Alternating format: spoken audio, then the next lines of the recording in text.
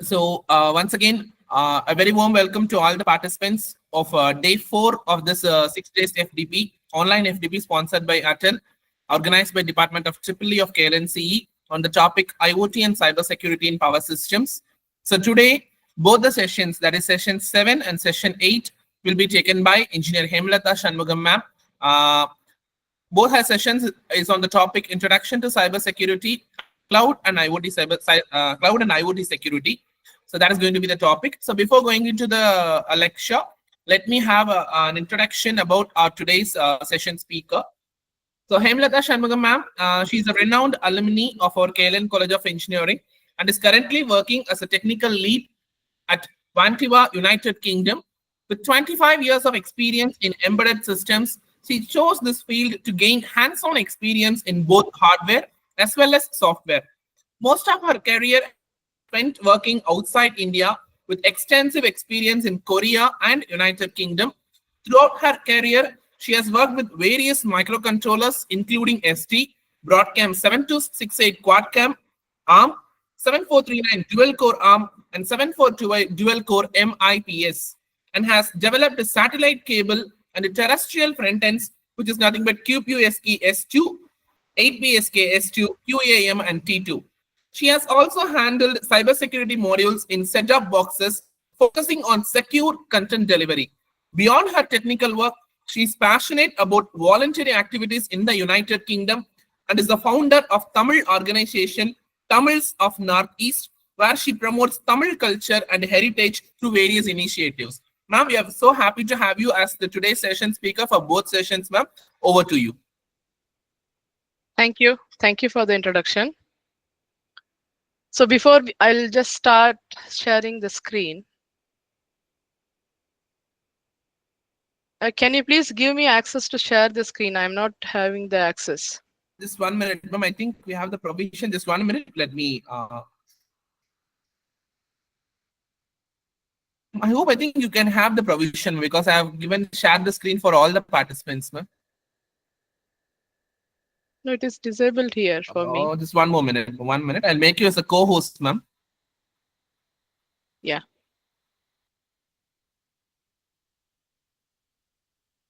Get some the invitations where the participants is getting in, ma'am. So don't worry about it. That we can handle from our side, ma'am. Just you can start your lectures. Okay. Yeah.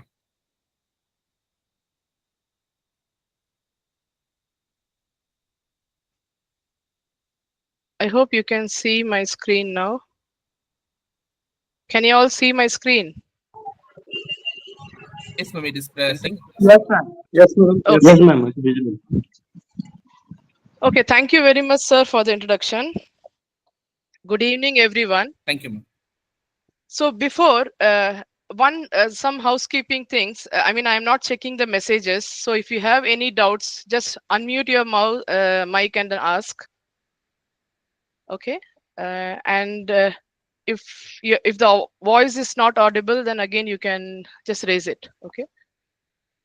Okay. Now coming to before we start our session, we'll just before going to the technical details, let us think a moment about something we all deal in our daily life in the digital world. For example, we all are checking our emails.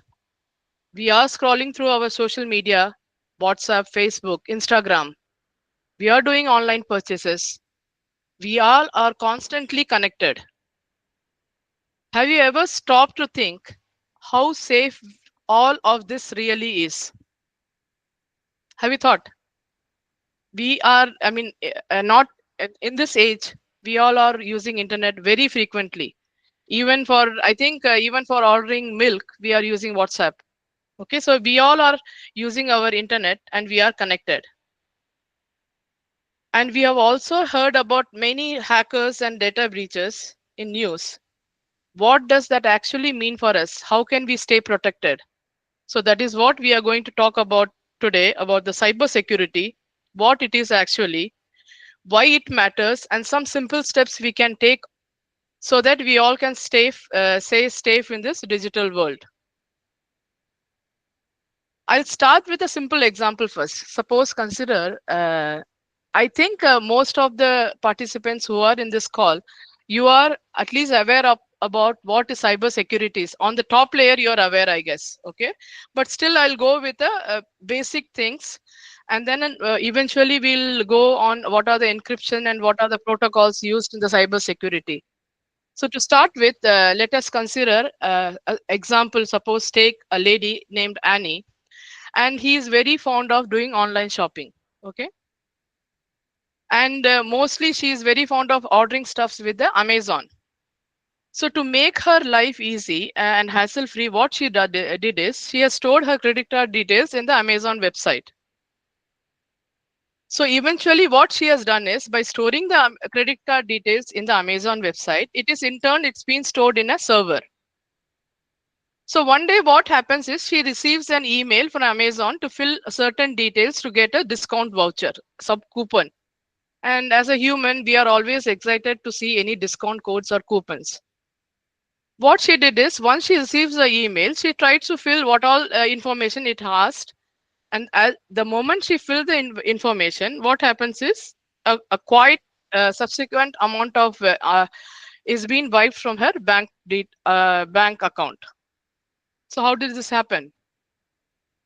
Yeah, the email what she received was a fake email, and Amazon has witnessed an unauthorized access from a third party. Okay, so this type of attack is known as cyber attack. It's a simple, this is a simple example which I have cited. This is called cyber attack, and the person who has carried out this site of act, they are called as hackers. So could Annie prevented this attack? Yeah, she could have, right? So that is what there are some measures which have been placed, and they are called as cyber security measures.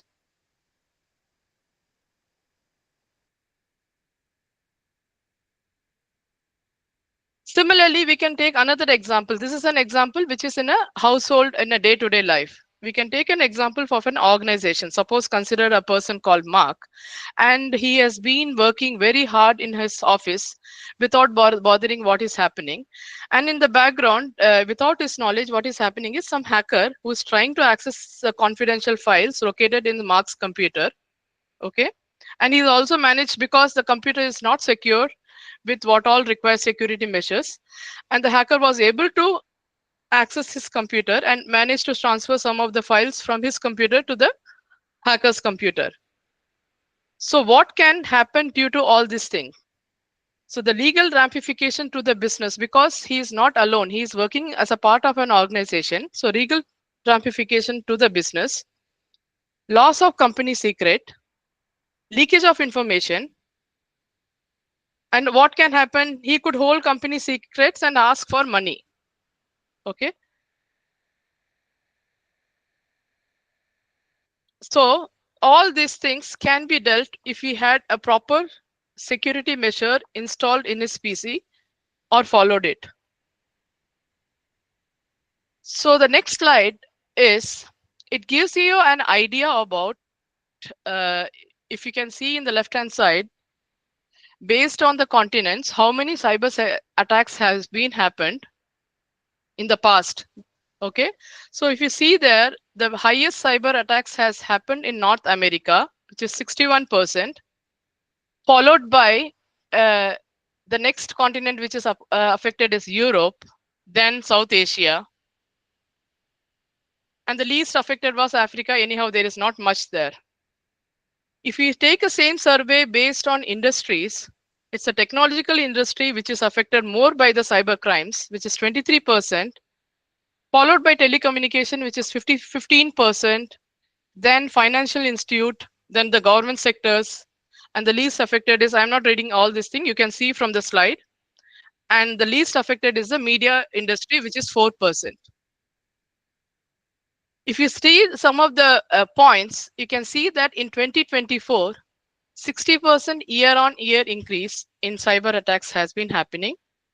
Initially, the cyber attacks were taking long to, they took long to break a system, but eventually the average breakdown was decreased to 62%, and now currently the fastest break time is about only 2 minutes. It is due to the technology evolving. So you can see how quickly a hacker can access any system or network. So regarding the now coming to cyber security, a definition, if you want to know, it is nothing but cyber security involves techniques securing various digital component. It can be anything like networks, data, computer system from unauthorized digital access. So we have to avoid any unauthorized access to these systems. So in this presentation, what we will be going through is, we will be analyzing first we will analyze the evolving landscape of cybersecurity. So cybersecurity has evolved over a period of time. You'll just go to a timeline of various attacks that in the following slides you'll see that. Okay, so you'll just go through the timelines of various attacks that happened in the past and in the present. Then we will highlight the emerging trends and innovative solutions. So new cybersecurity issues means we have to find novel solutions to address them. So I'll be going through some of the recent technological improvements that has happened and how they are able to monitor network automatically. And also, as you may be aware of the rise in artificial intelligence as a major breakthrough in both good and bad ways, we will discuss how AI can be used to effectively means of defense in an IT organization and in the cloud.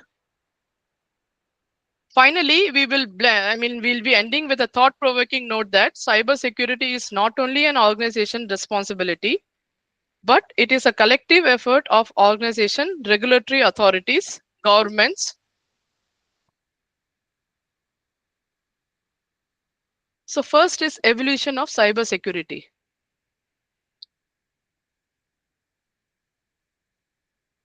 So as you can see on the left-hand side, I have depicted a timeline of various attacks that has happened in the field of information technology.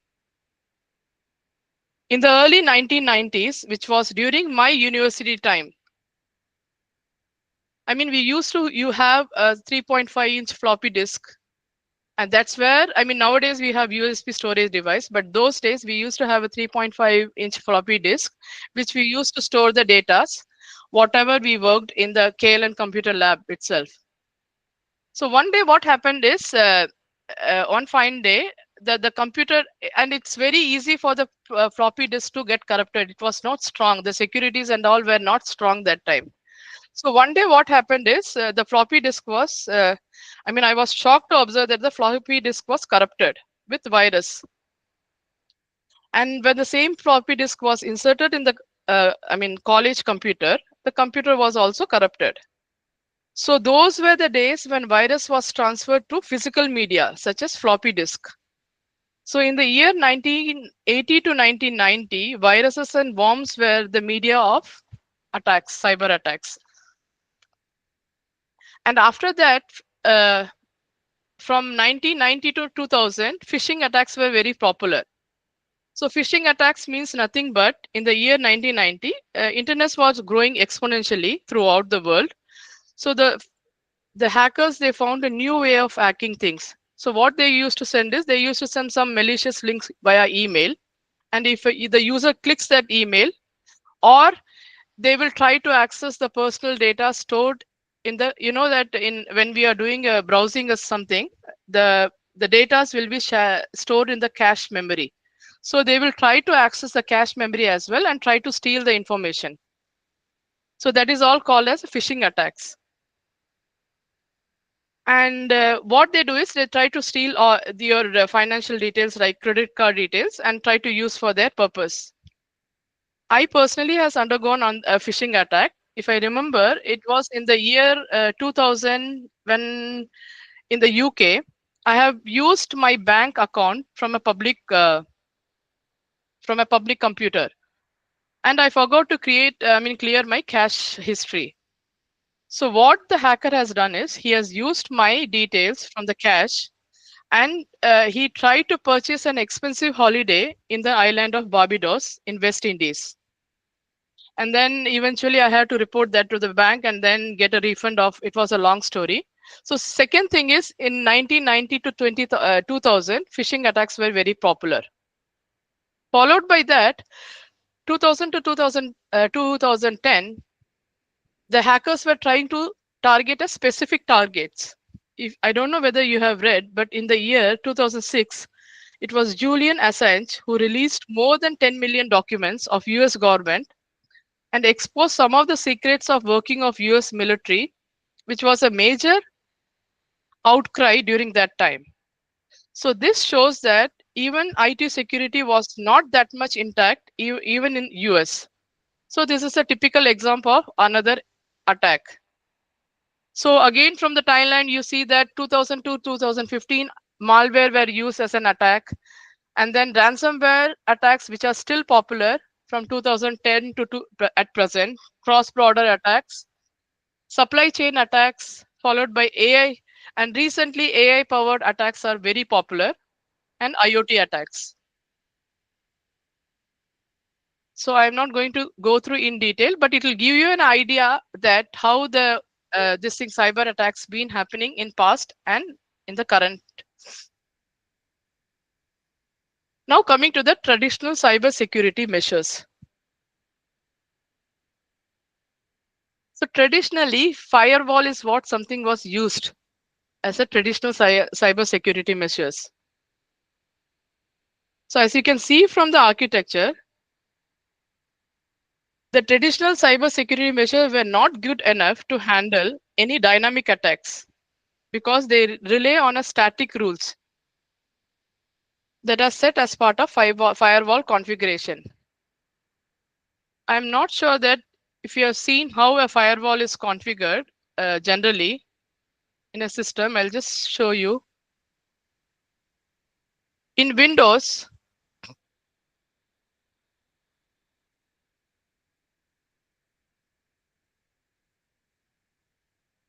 so if I mean, I have mostly worked on Linux platform, and in Windows, mostly if you want to configure a firewall, what you'll do is you'll go to the configuration, I mean, control panel, there'll be a configuration settings where you do the configuration for the firewall.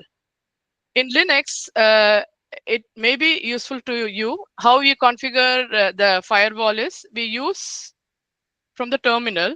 We use from the terminal, and we use some utility called IP table, and it is a user space utility, which it's a utility program that allows the administrator to configure IP packet filter rules of the Linux kernel firewall.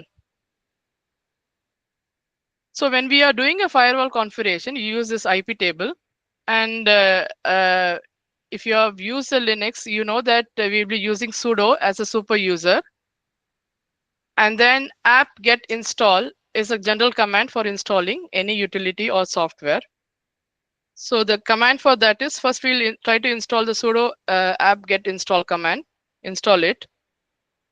The second thing is we will try to make sure that what all configuration we are doing is persistent after reboot. It should not get lost once we reboot the system. So for that also we have to do some configuration, which is sudo apt-get install. So all this thing, how you will do is in Linux system, there will be a terminal like this. Currently I'm on a Windows, so I can't show it. So in the terminal, you just copy this command and paste it, and it will do the necessary things what required for configuring the firewall.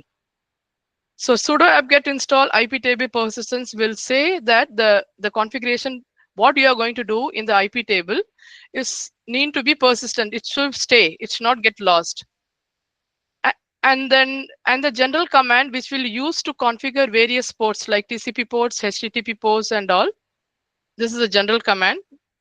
And these are the instruction which we'll use.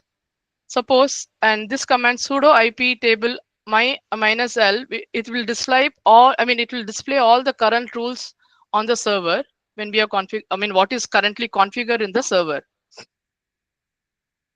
Now, for example, if you want to allow a traffic, see, configuring a firewall means you are saying, you are setting a rule in your computer to say that, okay, you are allowing some traffic in your computer and you are blocking some traffic from some port. So that is what it does. So you are saying like localhost sudo IP table accept means you are accepting the traffic from local host. In this way, TCP port you can configure as accept, then HTTP port, and also you can also configure what IPs in the server you will be, because an organization will have a specific domain IPs. So you can set an IP set of IPs which can allow the traffic in, and other IPs you can block. And there is also command which you don't want to drop. So settings rules like this, these are all static rules. That's what. So this is what generally a traditional firewall it does.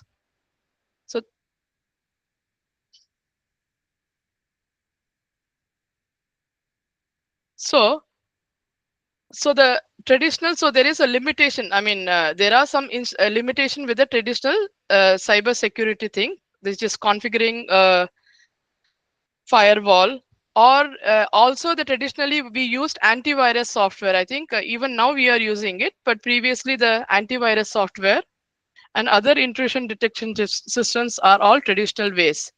They are not capable enough to tackle the recent trend in the intrusion technologies. So here in this diagram, suppose if I will just say, suppose if you are entering Google, like we are typing a website name and entering, it's not, it simply goes to that website, like we are doing a google.com. But what actually happens is, when any internet user try to access a website, there are several security checks that happens in the background. So the moment the user enters the website URL, for example, in the browser google.com, the domain name, the DNS translate that URL into IP address first. So the request is forwarded to the target data center. The request passes to the various firewalls like ISP firewalls, which filters out malicious traffic. Website network firewall, which protects website infrastructure from unauthorized access.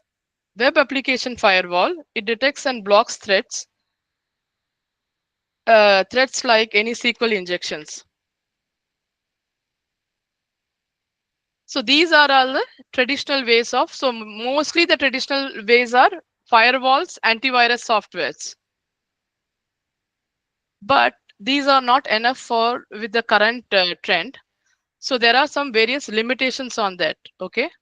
So the limitations are, these days there are threats which don't allow time to handle an attack. So we have seen that how the hacker can access the system within 2 minutes. So you can see within 2 minutes, if a hacker is able to access the system, the time the affected person to react is very less. So that's why they say as it's a 0-day vulnerability. So these days they are called 0-day vulnerability, because the company have very less time to avoid those attacks. So you can imagine how sophisticated the attacks have become happen these days. The next thing is, modern networks create a whole amount of traffic.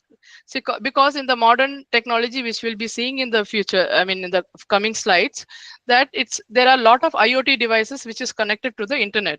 So the modern technology create a lot amount of traffic, and hence a load of data is generated by such networks. So the traditional security measures cannot handle such vast amount of data. Further, these days, the attackers have also started using AI tools to introduce into the network, which cannot be detected by the traditional firewalls. And the traditional firewalls measures are only passive. That means, what that means is, we can take measures once, suppose any attack happens, the organization try to take some measures how to avoid those type of attacks. They are not aware of what can happen in future. They are not aware of the future attacks.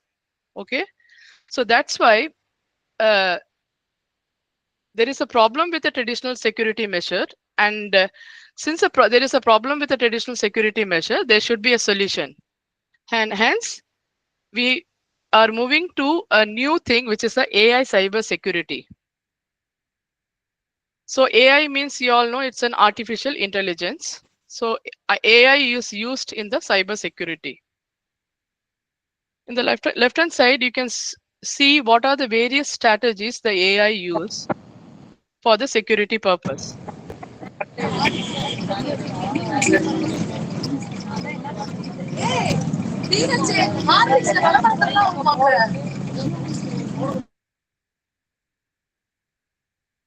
So AI is very clever enough to identify patterns of user behavior. So as part of the AI strategies, first one, let us discuss on user entity and behavior analytic. So what AI is, it is very clever enough to identify patterns of user behavior. For example, if there is a potential hacker who's trying to access a website at an unsocial hours, okay? So the AI system, what it does is it keep monitoring them for a couple of time, and then it raises alert about this user behavior to the in-house information security team. So it doesn't matter. I mean, after COVID, most of them are working from home in the information technology. So it is not always that if a person is trying to access a system in unsocial hours, it is always a hacker. So that is what the work of the information security team, what they will do is, they will analyze whether this behavior, what is a legitimate user or it is from some hacker. If they feel like it is from some hacker, they will block it. So that is what it means as user and entity behavior analytics. They are keep on monitoring the user and entity behaviors. Second one is predictive analytic and threat intelligence. So as part of this, what the AI will do is, what AI does is, the AI will keep on creating user profiles, and the machine language learning algorithm will calculate the probability of imminent attacks. So it is trying to simulate any future attacks. It will try to simulate it. It will keep on creating the user profile and machine language algorithm. So using this, it's called predictive analytic technologies. So it is predicting the future threats. The third strategy, what it follows is automation of cyber security operation. It is almost similar to what we have discussed in the first strategy, which is user and entity, except that in the first step, the AI software, it will give an alert to the information security team. But here, what it will does it, everything is automated. It will try to fix that. If it finds any alert, it will try to fix it. It will try to block by himself. I mean itself. That's what the software will do it. So similar to how we discussed for the user and entity behavior analytic, they will use advanced tools and machine learning to detect and respond and prevent cyber threats in the real time. So as part of this automation of cyber security operation, what an organization will be doing is keep on monitoring the network, analyzing the data, and respond to any incidents like so it will be avoiding the any human errors. So there is a less probability of human errors and speeding up any threat response. The next one is real-time threat detection and prevention. So as part of this, what this strategy is, what it does is I mean real-time threat and detection, it keep on identifying and responding to cyber threats as it happens means, so that the damage is very less. For example, if you are working remotely and receiving a phishing email disguised as a message from a bank.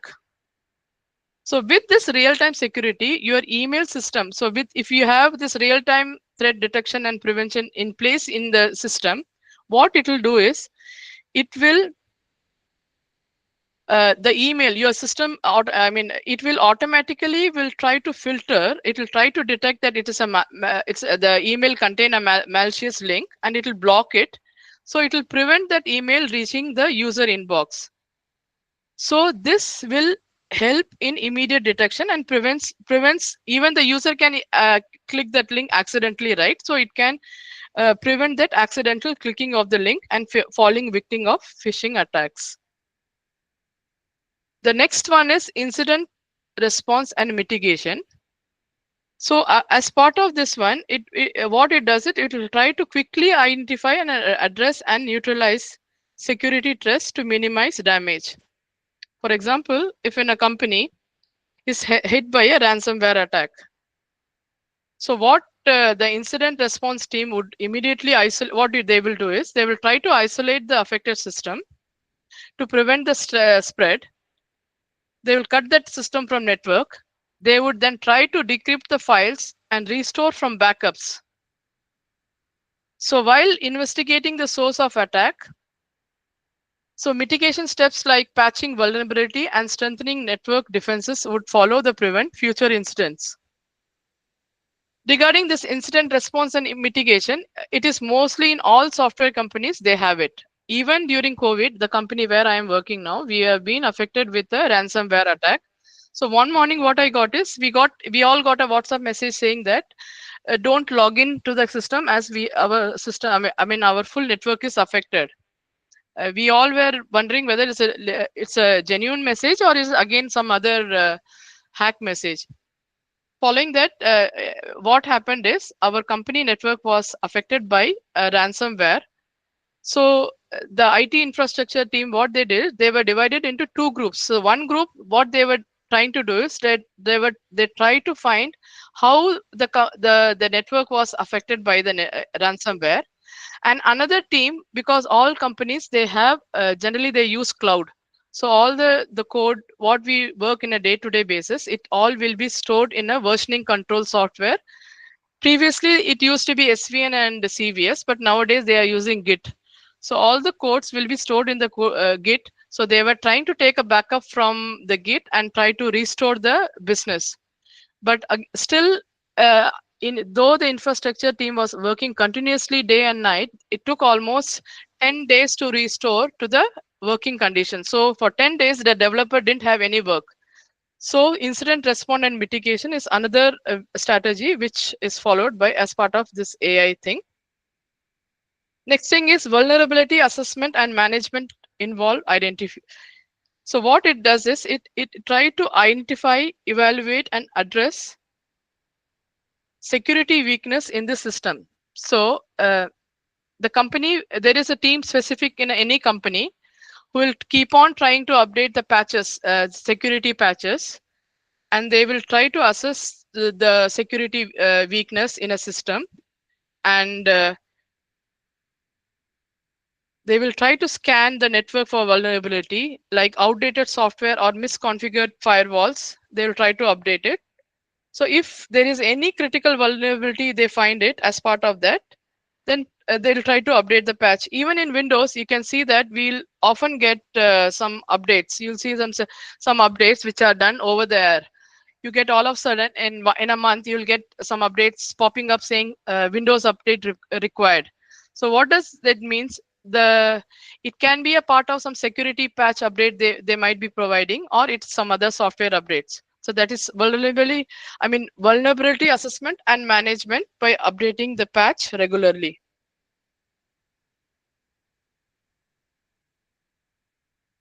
So we have seen so far. So what we have seen so far is what is a cyber security, and then we have seen like a survey of how many attacks have happened in the world based on continent and industry. Then followed by that, we have seen the timelines, how the attacks have been happening over the year. What are the traditional ways, cybersecurity ways, which is firewall and antivirus? What are AI? What are the strategies which AI is following as part of the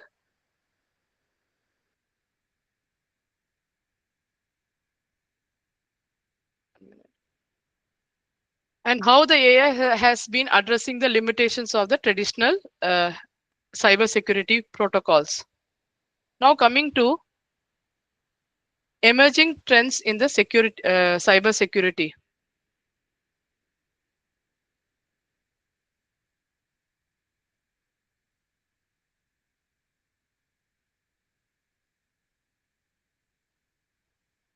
So we have discussed that previously that machine language models are implemented in any data center. So as part of this one, what the AI in cybersecurity, they are capable of faster detection of any threats. They can also detect phishing detection. Behavior analytical, they can detect very quickly. Network security is good with the AI thing. Secure authentication, and it can also prevent any online frauds. So AI also uses machine language as part of the security protocol. And it generally AI is nothing but, again, it's a software, right? So it's a user, it's an infrastructure information security team who will be feeding some data to that AI, and based on that only the AI will be functioning. So the machine language learning enhances cybersecurity by three types of learning. One is supervised learning, other one is unsupervised learning, the third one is reinforced learning. So as per the supervised learning, what it says is the information security will feed the data to the machine learning model for it to classify the threat based on the past. Suppose if in a company, if for example, if it has undergone a security attacks for 3 or 4 times, so it will have a data. So they will be feeding those data to that AI.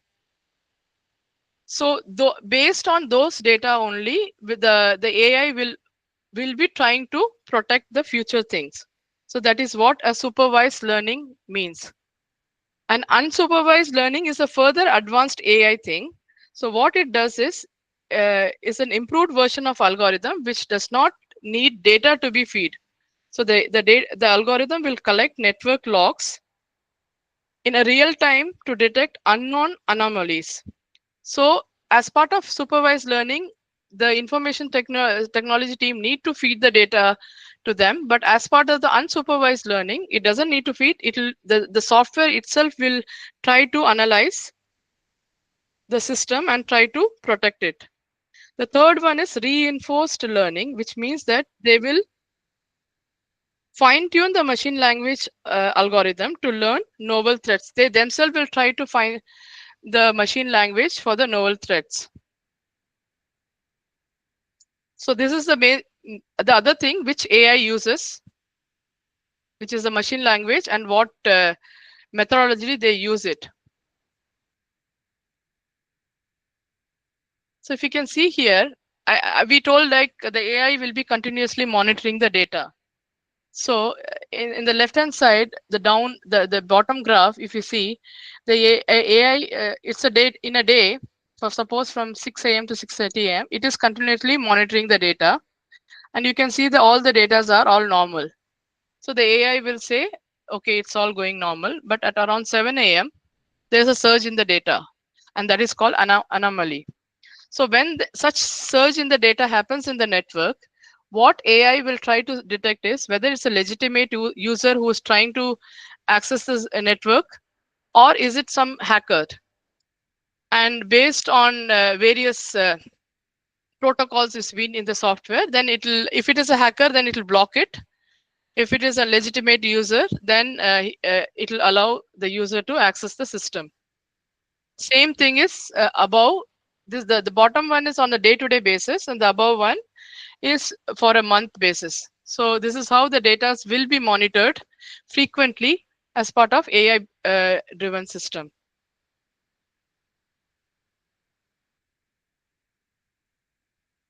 Now this AI, it follows some architecture. So one of the architecture which the AI follow is zero trust architecture. So zero trust architecture means never trust, always verify. So never trust, verify, means that even if you are a CEO of a company or whatever is, you need to undergo the multi-factor authentication mechanism to access any website or any system. So that is what a zero trust architecture means. So ZTA is based on the following 5 principles. Continuously verify the trust of user devices and application before granting access. Restrict access to only necessary resources to reduce breach risk. Divide networks into secure zones to block attacker movement. enforce strong identity and access management for secure user and device authentication. And the pillars of this zero trust architecture are identity, devices. All these layers should be protected, very well securely protected. Identity, devices, networks, application and workload, and data. So as per the zero trust architecture, it says that never trust and always verify. So this is the way it tries to protect anything like devices, networks, workload, people, everything. It is being protected. So only when the required authentication passes, only then the user can access these resources. So ZTA, which is zero trust architecture, operates that never trust and always verify principle.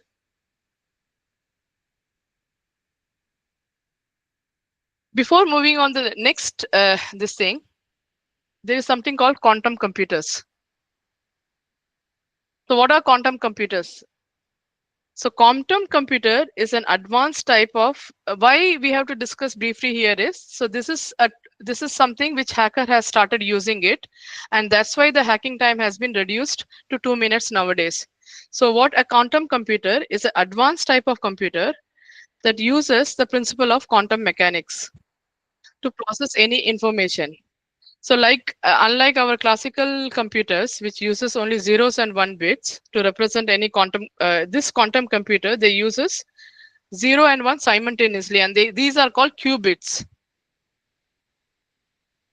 So the quantum computer have a potential to be significant tool for hackers, particularly due to their ability to break traditional encryption techniques such as RSA and ECC.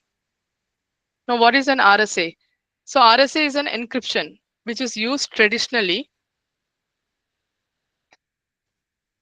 So regarding RSA,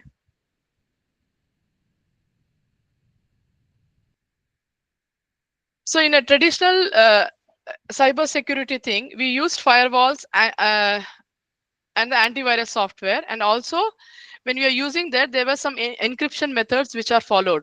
So as part of that, RSA is one of the encryption method, and it is the RSA is named after its inventor, which is Rivers, Shamir, and Edelman. So what it does, it uses two keys. One is public key and private key.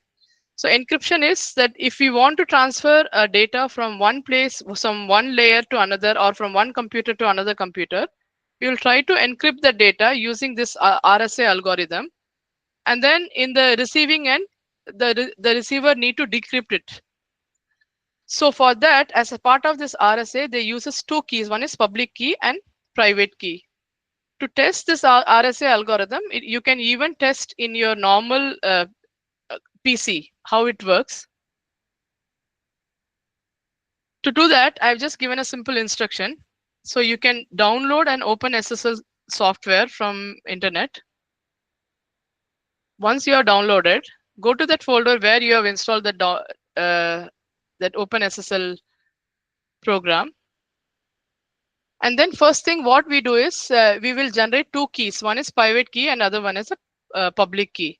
To generate the private key, the command used is, so all this is again done in the command prompt. Okay, so you have to download the program, go to the command prompt, go to the command prompt where your software is, open there, and try to issue this command.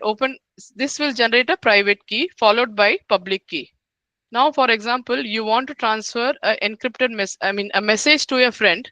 What you can do is, the similar way your friend should also install the software. He will also have a public key and private key. Private key is something which should not be shared with anyone else. The public key, we can share it. So once you get the public key from your friend, you can use the public key. Suppose you're having a simple text message which says with a simple printout. So that text message you can encrypt using the command. This command. So this is a command, you'll use it. So open encryption, public key. This is a public key of what? Your friend.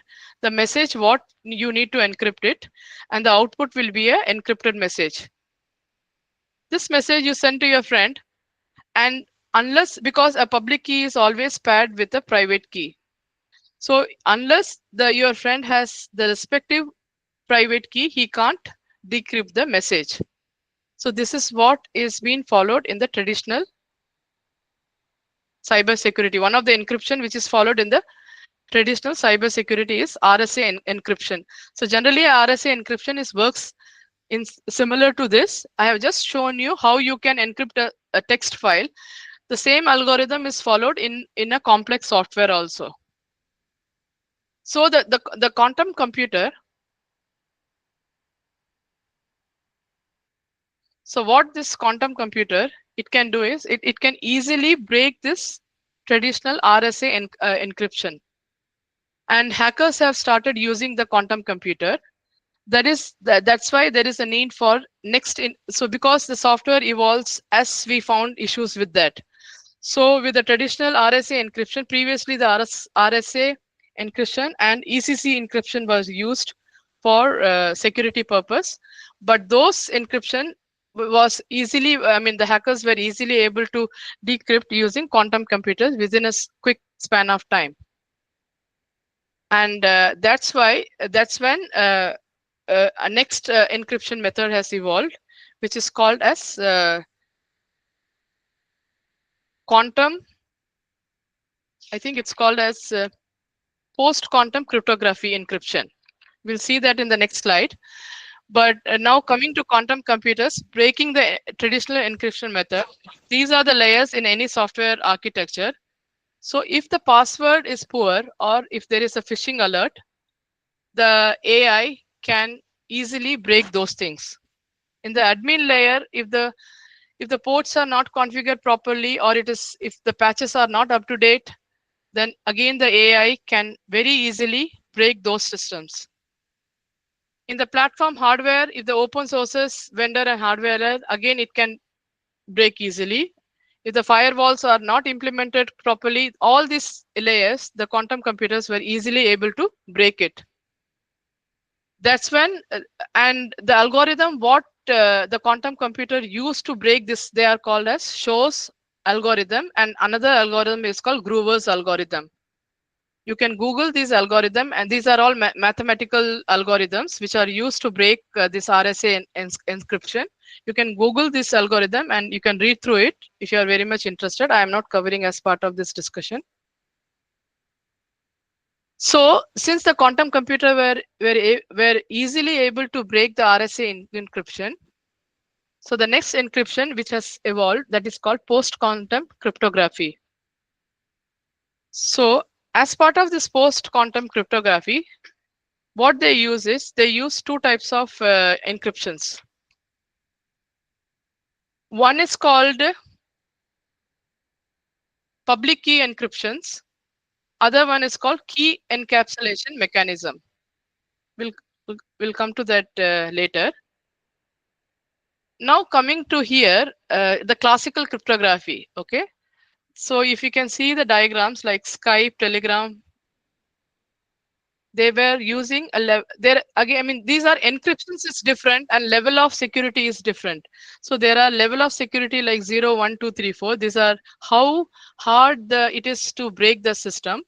And encryption is a method which we follow to in this security thing. So for example, the Skype, Telegram, they all follow only level 0 of security. That means they don't have any end-to-end encryption by default. That's why if you remember when this the Telegram came, Telegram though allowed to create a group with 1,000 users, people were not keen to use Telegram because the security with the Telegram was less compared to WhatsApp, because WhatsApp follows the level 2 security, which is end-to-end encryption by default.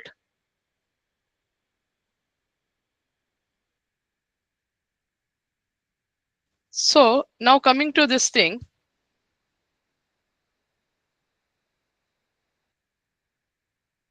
So the apps, here again, this slide, the apps like Skype, Telegram, these apps don't have end-to-end description by default, as I told earlier. And the post-quantum cryptography techniques.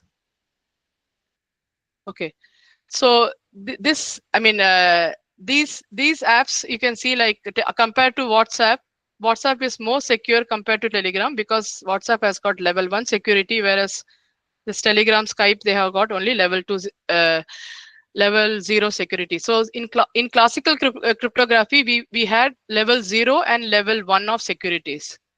As we moved further to AI, we started using post-quantum cryptography. That's when level 2 and level 3 security has emerged. So what does this post-quantum cryptography used?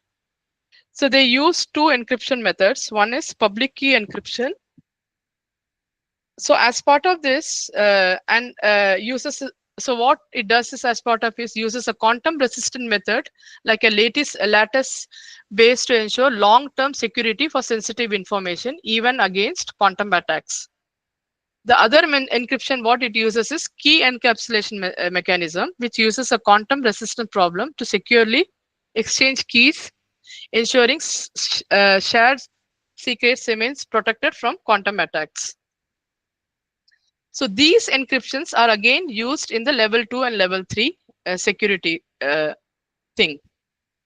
So if you see in the level 2, what it does is post-quantum cryptography key establishment only. So as if in a software they are following only level 2 security, and so they will be following only the PQC key establishment only. So what it does as part of this is, it will be sharing a secret key between two parties using that quantum computers, keys between the two parties which the quantum computers can't break. So they will be using this method like a lattice-based encryption. They exchange information based on tough mathematical max problem. Then the quantum computer will struggle to use it. So as part of this, when the data is transferred from one system to another system, there is only one key is used, but that key is strong enough, which the quantum computers can't break. It will be with some mathematical logics. They use it, tough mathematical logic, they use it, okay? And this is used in Signal. Next comes the level 3 of security, where they try to use PQC, post-quantum cryptography establishment with ongoing rekeying. Here, what happens is they are sharing a key between two parties. When the data is transferred between the two parties, they share the key and regularly check that the key keep their communication secure over the time. So first block of data is transferred, the first set of keys will be given. Once the second set of data is transferred, the second set of key is given. So they will not use the same key always. So the key is also keep on changing it. That's why it's saying it's ongoing PQC rekeying. So the key is keep on changing it. In case if the hacker is able to establish he will not have the new key to crack and decrypt the new data. So this is the next level of security. So coming to the AI and this thing, emerging trends, we have learned how the AI is able to, after the AI has emerged, it has all good and bad. The AI was able to break the traditional RSA encryption. To allow, to overcome that, there is another encryption which has come, and that is called post-quantum cryptography, and it uses two protocols, public key encryption and key encapsulation methods. Now coming to IoT of things. So what is IoT of things? Any answer? I think you have been attending seminar for almost, it's the third day, I guess. So what is IoT of things? Any answers?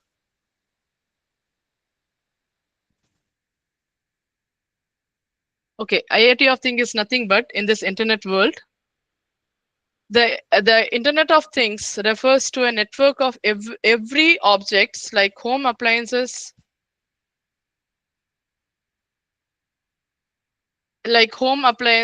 any plug or anything that are connected to the internet and that can communicate to each other. Those are called IoT of things, which are Internet of Things. So these devices, what they do is they can collect, send and receive data, making them smart, capable of performing tasks automatically or remotely.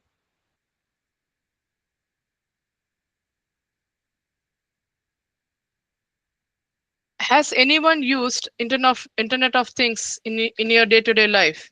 Here it is very common to use IoT of things, because here generally it's in India we don't have the houses controlled using thermostats. Maybe maybe in cities it might be, but generally it is not. But here, since there are days during winters where the house need to be controlled, the temperature need to be controlled in the house, and if the temperature is not controlled, then it's very hard. So every house they have got thermostat.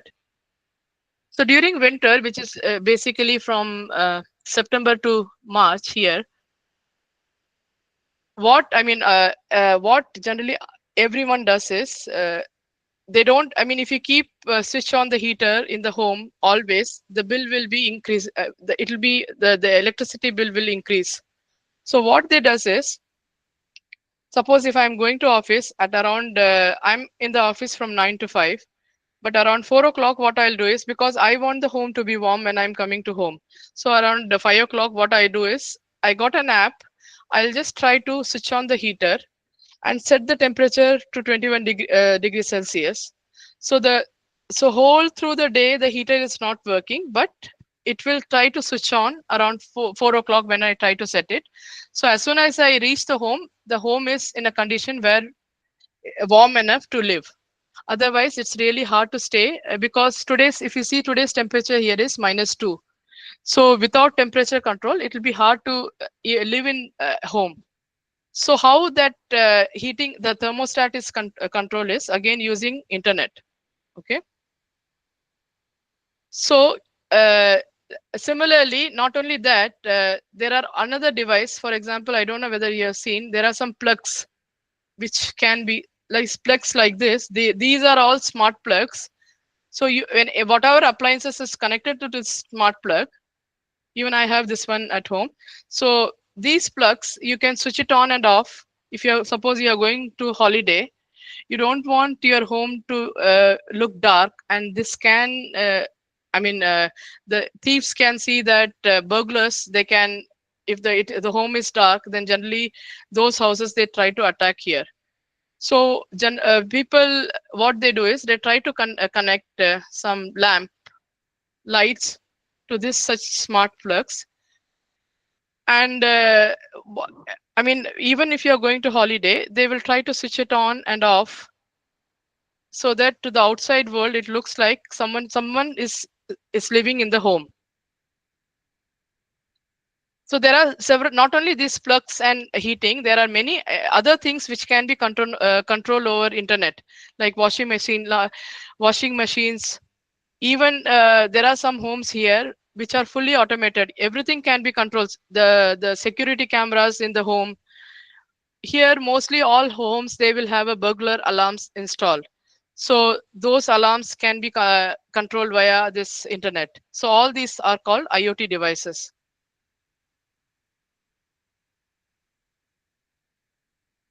And the homes which have all such appliances, we can classify such homes as smart homes. So we have seen what are the advantages of using IoT device, that we can control those devices far away. There are some disadvantage, and it is vulnerable to attacks, cyber attacks. So for example, the first thing is trespass risk, which is in exploiting the smart door locks.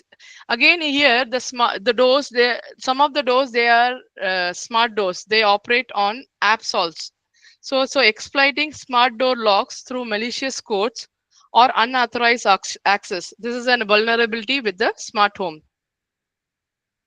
So they can lead to, if an unauthorized person is able to access such codes, so he can enter the home anytime. So what is the disadvantage is it can lead to physical intrusion and also loss of life. So the solution is use strong password and frequent changes of access control. So people try to 10 passwords and frequent changes. The next vulnerability with the smart home is monitoring monitoring the personal information leakage. So hack sensors, for example, like baby monitoring, allow intruder to monitor activities and access personal data. So solution for such thing is encrypt data between gateway and sensors and implement user authentication. So allow only the authenticated user to access it. And the other vulnerability with the smart homes are denial of service attacks, or like smart devices leading to failures, which can mitigate through authentication of block unauthorized access. Falsification attacks involving intercepting communication to leak data, mitigated by securing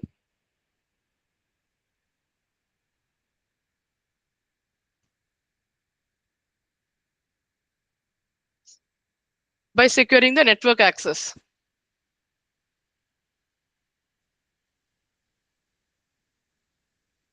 So as an emerging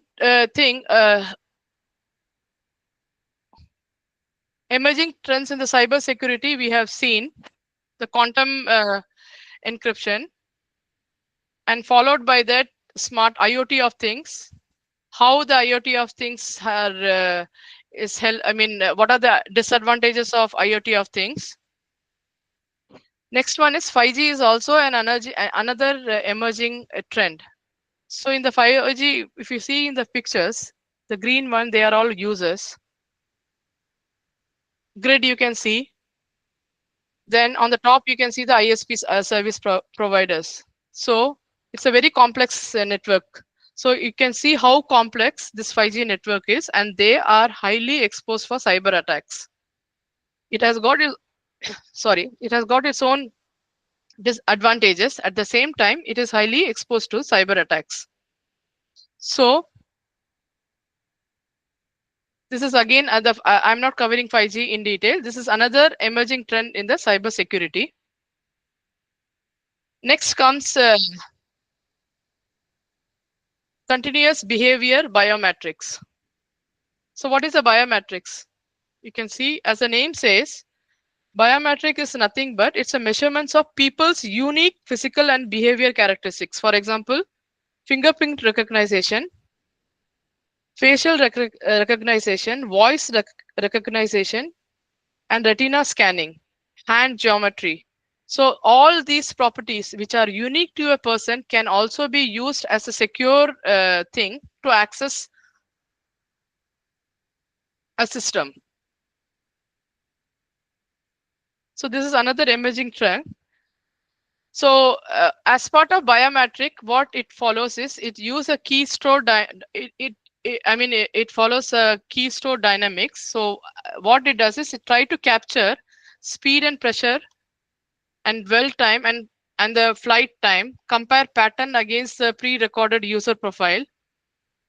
So it can easily find out whether it's a legitimate user or is it unauthorized user.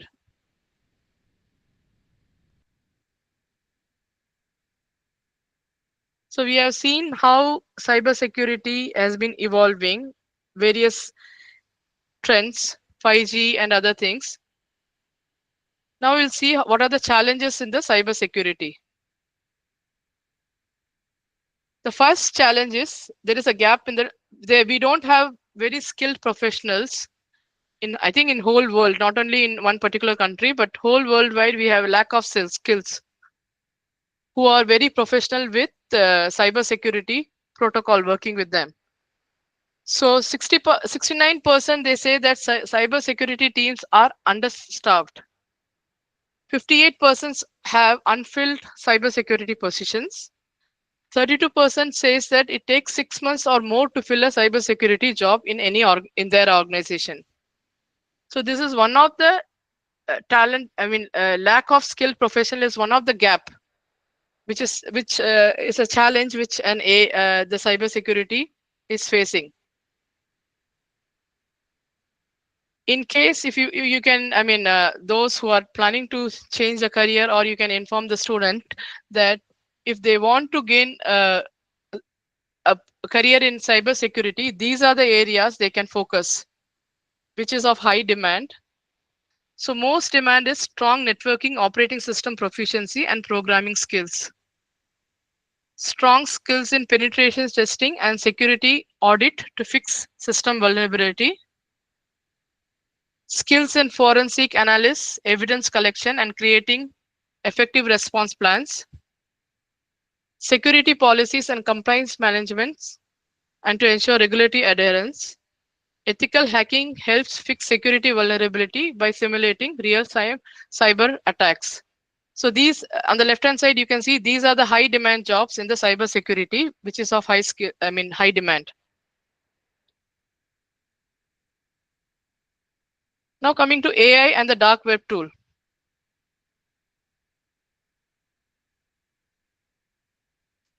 So the AI algorithms are not only as intelligent as training.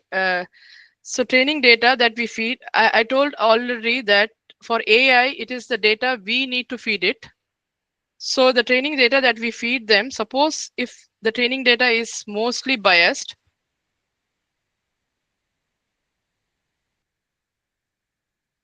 no, sorry. So as part of this one is that with the development of AI, also there is a threat that hackers increasingly adapt. So AI,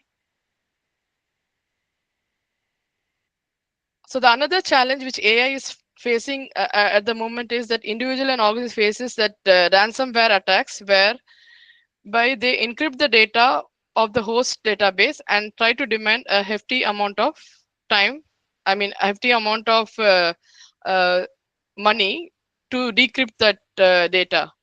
Also, AI-driven phishing was initially a traditional attacks, but after the development of AI has we also have issues with AI, which is AI-driven phishing, which gathers social media information and thereby increasing financial fraud.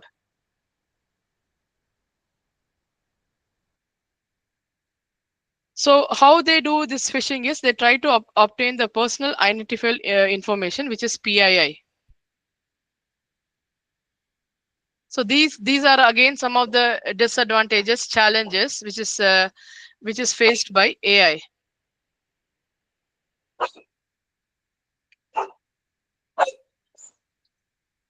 Sorry, 1 minute.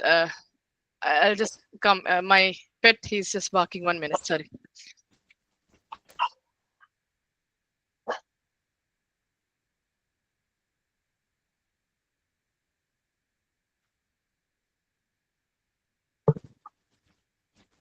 Sorry, apologies.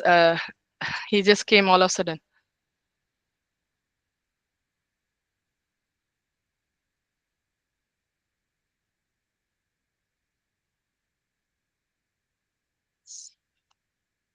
So yeah, so this is another challenge which AI is facing.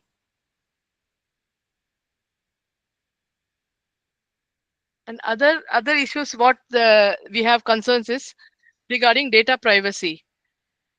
So for example, if you are surfing in a Facebook, what happens is you try to look for some purchasing. Not only in the Facebook, if you are doing some trying to shop around, all of a sudden what you'll see is you'll try to see the same sort of advert start popping up everywhere in the Facebook, Instagram, or even when you are doing a Google search. So what this means is all the this Facebook, Google, they gather the information what the user is surfing, such as phone number, email address, and IP, everything, and what we are interested in, and they try to share that to the businesses, who in turn try to push their notification about their potential, because about our potential interest. That's why those pop-ups came up. So this is another ethical concerns in AI, that data privacy is very less after this AI thing. And if you see, when you are creating a Google, generally nowadays mostly everyone is using Gmail. So when you are going on a Google Chrome and entering it, by default it asks you to log into your Gmail ID, and it is there. Unknowingly it asks so many terms and conditions. I don't think anyone reads the terms and conditions. As part of that, sometimes if you don't read properly, there will be some terms like it will be continuously monitoring the history, where the location, where you go, what you browse. So it's a good practice that you try to disable those options, but most of the users, they don't check those things. So that is another concerns with the data privacy.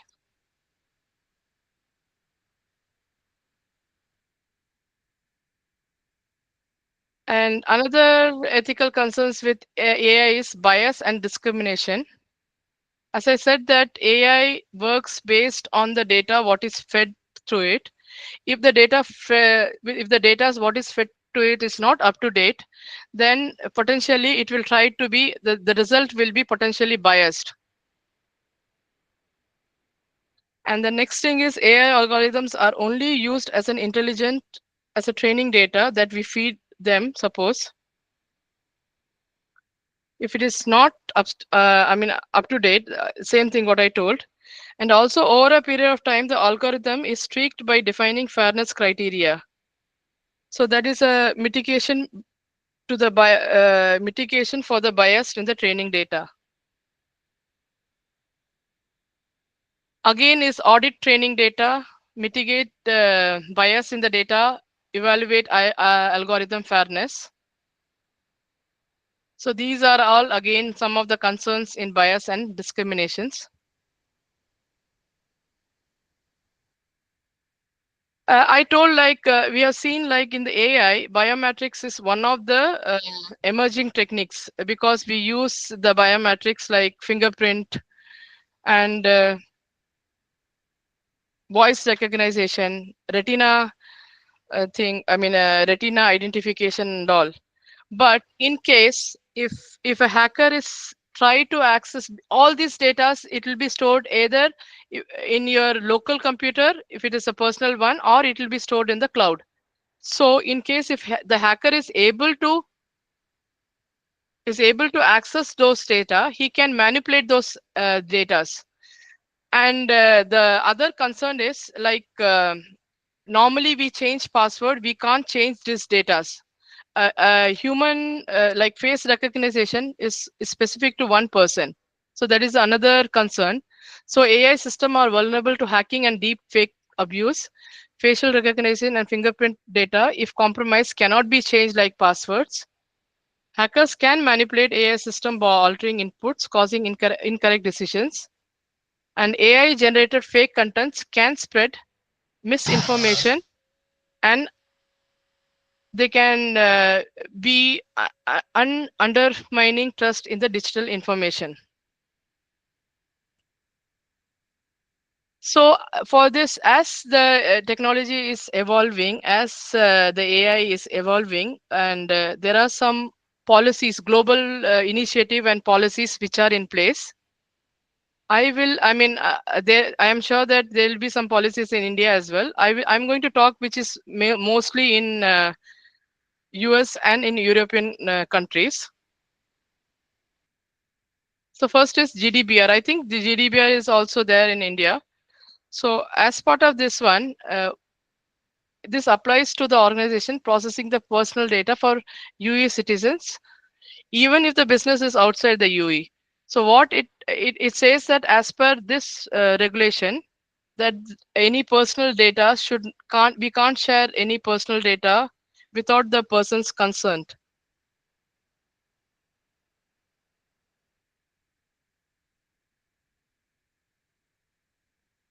And it also enforces principles like lawfulness, fairness, transparency. transparency, data minimization, accuracy, storage limitation, integrity, and confidentiality. The other policies are California Consumer Policy. As the name implies, it is a policy which is followed in US. So as per this one, this grants privacy rights to California residents affecting businesses that collect and sell consumer data. So if found guilty, they can be fined up to $7,500 for any violation in that data. And it works on the principle like right to know, right to delete, right to opt out, right to no non-discrimination.